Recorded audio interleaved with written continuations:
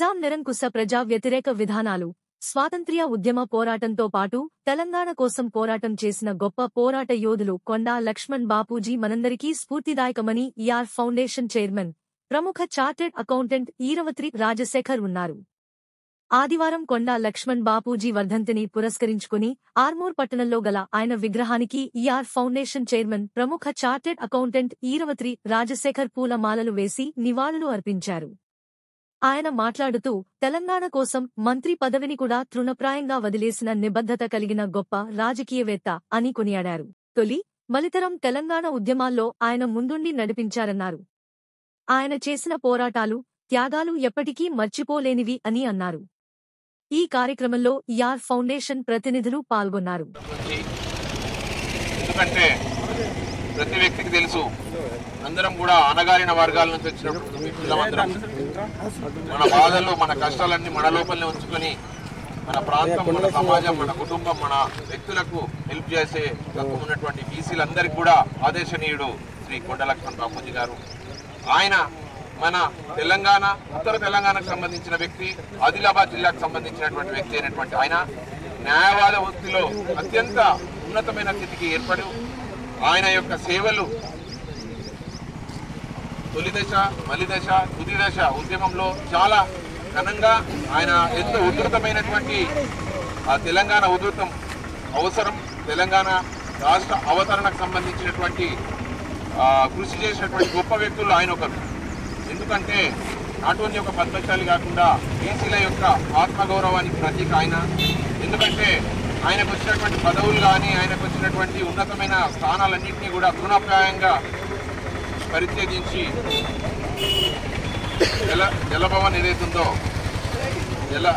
జలదృశ్యం ఏదైతుందో ఆ జలదృశ్యాన్ని పార్టీకి అలాగే తెలంగాణ పోరాటానికి మద్దతిస్తున్న ప్రతి వ్యక్తికి అంకితం ఇచ్చినటువంటి గొప్ప వ్యక్తి.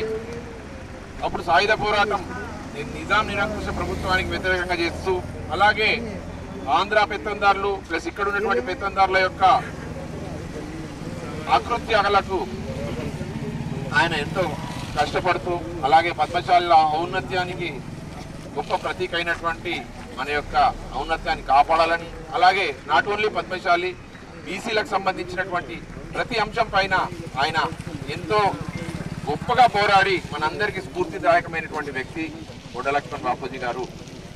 ఇప్పుడు ప్రతి స్వతంత్రం వచ్చినప్పటి నుంచి ఇప్పటి వరకు కూడా పెత్తందారి వ్యవస్థ, అలాగే ఆకృత్యాలు చేసేటువంటి వ్యవస్థ కింద బీసీలందరూ కూడా నలిగిపోతున్నారు. సో దానిని కాపాడడానికి ఆయనకున్న టైంలో అప్పుడు తెలంగాణ యొక్క ప్రయారిటీ చాలా ఉండే. ప్రయారిటీ రాగానే ఆటోమేటిక్గా ఈ వ్యవస్థ మళ్ళీ వేరే వ్యక్తుల చేతికి పోకుండా కాపాడడానికి ప్రయత్నించారు. కానీ ఆయన తుది శ్వాస సెప్టెంబర్ 21 నాడు వదిలిన తర్వాత బీసీలు, పద్మశాలకు సంబంధించినటువంటి మనం అప్గ్రేడ్ కావడానికి, పైకి రావడానికి ఉన్నటువంటి రిజర్వేషన్ విధానాలు కానీ, కే విధానాల్లో కానీ మన యొక్క అధికారం ఏదైతుందో ఖచ్చితంగా బీసీలకు రావాలి. అలాగే పద్మశాలీలు, దాంతోపాటు బీసీ, ఎస్సీ, ఎస్టీ మైనారిటీ అందరికీ కూడా మంచి రాజ్యాధికారం కావాలని కోరుతున్న వ్యక్తి అన్నారు. ఎందుకంటే నానాటికి మన యొక్క సామాజిక స్థితి, ఆర్థిక స్థితి, రాజకీయ స్థితి ప్రతిదీ కూడా తగ్గిపోతుంది. మనం ఎంతో కలలు కన్నటువంటి తెలంగాణ సాధించుకున్నప్పటికీ కూడా మన యొక్క హక్కులు, అలాగే మనకి రావాల్సినటువంటి, మనకు దామాషా ప్రకారం రావాల్సినటువంటి ఏది కూడా రావట్లేదు.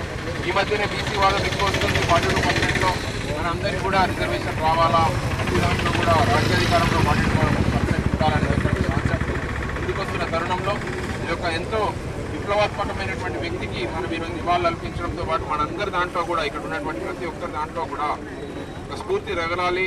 ఫ్యూచర్లో కూడా మనం రాజ్యాధికారం దిశగా రావాలా, అలాగే రాజ్యాధికారంతో పాటు మన బీసీలకు సంబంధించినటువంటి ప్రతి అంశాన్ని గట్టిగా కొట్లాడగలిగే నాయకత్వం మళ్ళీ రావాలా.